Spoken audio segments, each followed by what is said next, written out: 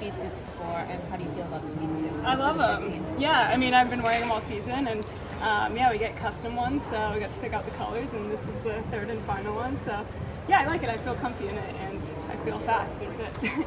And when did you start wearing speed suits? We're noticing more and more distance runners wearing them. It's because Sha'Carri wears one, and I want to be the best in the world. No, I'm just kidding.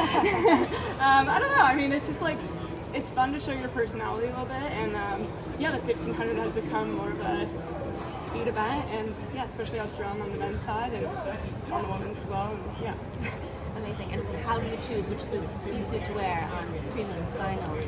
Oh, I wanted to come out here with the bang and show a new one. I'm still deciding between the blue. I'll wear it if I want to each round. I'm still deciding on the final day versus tomorrow. So yeah, TBD. Amazing. Nikki, it looked pretty easy and pretty comfortable out there for you at 15. You only ran in a handful of 1,500 meters. Do you feel like you're in that kind of sweet spot for this trial this time around? Yeah, no, I feel great. I feel like this season I raced a little bit, but really prioritized fitness and training, and I felt great out there. I mean, we went out at 74, so I should feel great. How much does having this competition on the second of the week for trials kind of help you out, whether it's mental preparation or physical preparation? How does having this event this late kind of help you in that mindset? Yeah, I think fitness-wise, it gives me one more week, but honestly, emotionally and mentally, it was kind of hard to wait around. I'm just such a track nerd, and I just wanted to get out there, so it just felt really good to start, and finally. But yeah, I think the first half, I got a ton of inspiration and saw a bunch of friends make the team, and so, yeah, I'm just excited to start now. Have you been here all week? No, I got here on Monday. Nikki, you had such a successful indoor season. What sort of lessons were you able to take away from World Indoors to help prepare you for big meets such as this? Yeah, it's a great question. I think the indoors really opened my eyes to what's possible. You know, I hoped to one day win a medal, but to actually do it was like kind of shocked myself a little bit. And I woke up the day of that race not feeling 100%, and that was a really good lesson. And like, you can get it done even if things aren't going your way. So yeah, learned a lot, and yeah. How much do you look back, just even 5 years ago, from Doha, the World Championships, to now where you are, and just to know that like right now this could be your best shot to really make it to the Olympics in this event and really be a top competitive potential? Yeah, I mean, I think I've had a pretty progressive career. Like, my PR gets faster every year, and I mean, I have a great life outside of this, and I feel like I'm really going into this like I'm not going to lose anything. It's just something I'm going to gain, but my life isn't going to get any better or worse from it, and so that's a really free way to run. You know, I think last trials I was under a lot of stress and pressure. I was like, my contract was up at the end of that year. I was like, shit, if I don't make the team, I might get dropped. Like, it's just like a lot of stress and pressure that I don't feel at home anymore. So yeah, I think I've come a long way. Speaking of PRs, obviously the last time you were here, you were close to hitting the PR, obviously at that 3:59 time. What is it about this track that kind of just seems to bring out the best of you every time you're here?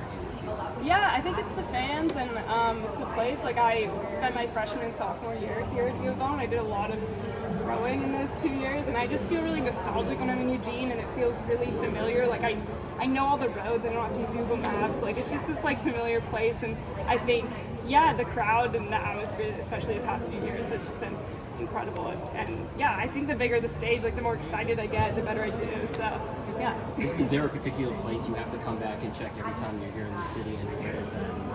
I really love Hendricks Park, and so last year when I won USA's, we were in an Airbnb up there, so I was like, we're doing the same thing this year, and I love that swing set up there, and it's just like a beautiful place, especially in the summer. Everything's green, and there's not a lot of rain, so yeah. Nikki, we saw the picture you posted at the pre back in college days, holding the finish line. Did you ever work anything around the trials during your time here? And if not, would qualifying, would that be pre-classic times 10? Yeah, no, I mean, I was here in 2014, 2015, so just before the 2016 trials, but no, I mean, it just looks so different from when I was a freshman here, but I think it would be pretty full circle to, this is where I started my collegiate career 10 years ago, to finish, not finishing, I'm not retiring, but yeah, just to, hopefully become an Olympian here would just be incredible, yeah.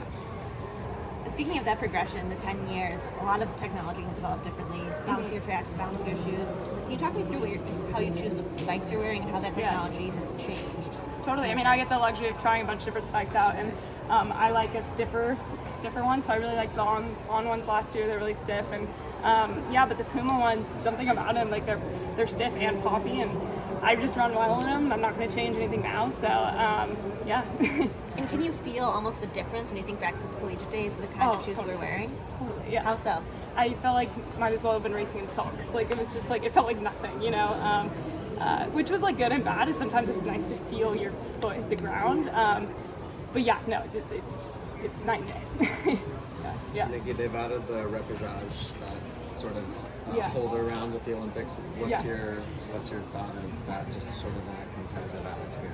I mean, I don't think it was a problem that needed fixing, so I'm not sure why it was added, but it's a thing, and it's, I guess, nice to have in the back of your mind as a possibility, but I don't know, there might be ways to get around it. Like if I pull a really hard heat one, I might get out there in trainers and jog, and then the next day I beat all the people that got knocked out. Just kidding, I'm not going to do that, but like, you could. I don't know, so I think it's interesting, and I don't understand the reasoning behind it. I just haven't heard why it is a thing, but maybe I just don't know why. It seems like you're not the biggest of fans. I mean, if it gives someone like another opportunity to represent their country, maybe a smaller country, that like totally, like it's awesome. But I do think it kind of just lengthens the already long meet and schedule, and maybe it makes it harder for the viewer to understand what's happening.